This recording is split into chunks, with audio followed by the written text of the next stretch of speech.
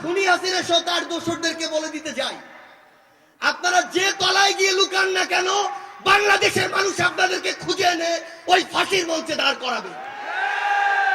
আমরা ভারতকে একটি জিনিস বলে দিতে চাই, ওই মোদীকে একটি জিনিস বলে দিতে চাই, বাংলাদেশের মানুষ ভারত বিরোধী নয়, বাংলাদেশের মানুষ ভারতের জনগণ বিরোধী নয়, কিন্তু বাংলাদেশের মানুষ ওই উগ্র সাম্প্রদায়িক মোদী বিরোধী। বাংলাদেশের মানুষ ওই গুজরাটের উগ্র সাম্প্রদায়িক মোদীর বিরোধী, যে উগ্র সাম্প্রদায়িক মোদী মুসলমানদের রক্তের উপরে এসে এই ভারতের ক্ষমতায় এসেছে।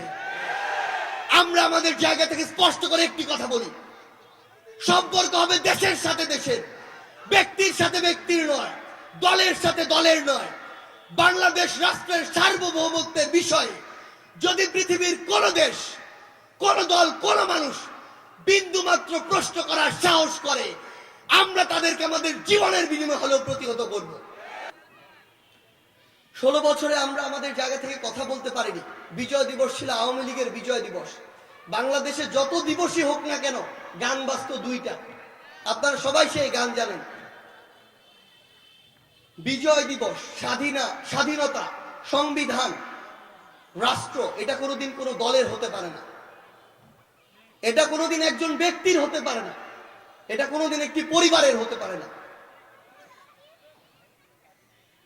যারা এর বিপক্ষে বিগত 16 বছরে কথা বলেছে, তাদেরকে গুম করা হয়েছে, খুন করা হয়েছে, হত্যা করা হয়েছে। এমনকি নিজের দলেরও কেউ যদি সাহস নিয়ে কোনো একটি কথা বলার চেষ্টা করেছে, তাদেরকেও দেশ থেকে বিতাড়িত করা হয়েছে। গত 15ই ডিসেম্বর গুম কমিশনের একটা রিপোর্ট এসেছে। রিপোর্টে দেখা গিয়েছে, অসংখ্য তথ্যের মধ্যে কয়েকটি হচ্ছে এরকম, যে যারা খুনি হাসিনার এই রেজিমের বিরোধিতা করেছে, তাদেরকে প্রথমে টর্চার করে খুন করা হয়েছে। তারপরে রেল লাইনে যখন ট্রেন আসবে, ট্রেন আসার পূর্বে নির্জন জায়গায় রেলের লাইনের উপরে তার বডি দেওয়া হয়েছে, তার বডি ছিন্ন বিচ্ছিন্ন হয়েছে, পরবর্তীতে সেটিকে রেলের দুর্ঘটনা হিসেবে দেখানো হয়েছে।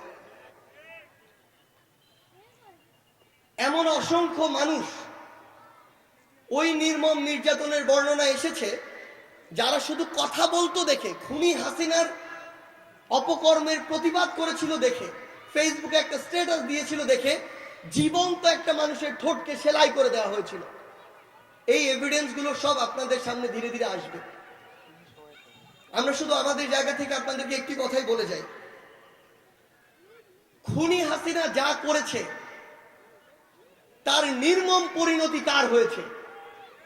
এর চেয়ে লজ্জাজনক বিদায় বাংলাদেশের ইতিহাসে এর আগে কোনোদিন কোনো প্রধানমন্ত্রী হয়নি, আগামীর বাংলাদেশেও হবে না। একটা মানুষের ন্যূনতম যদি লজ্জা থাকতো, তাহলে সেই মানুষটা, এই ক্ষমতা পিপাসু নারী, তার নিজের কথা আর পরিবারের কথা এক পাশে রেখে, এই যে হাজার হাজার নেতা কর্মী, এই যে 47-49-এর পর থেকে একটা দলের বিভিন্ন জায়গায় ভূমিকা রাখা, এই যে 71-এর মুক্তিযুদ্ধে কিছু না কিছু ভূমিকা রাখা, সবশেষে এই যে একটা দলের এত বড় ভবিষ্যৎ, সকল কিছুকে শুধু নিজের ক্ষমতার জন্য বিসর্জন দিতে পারতো না।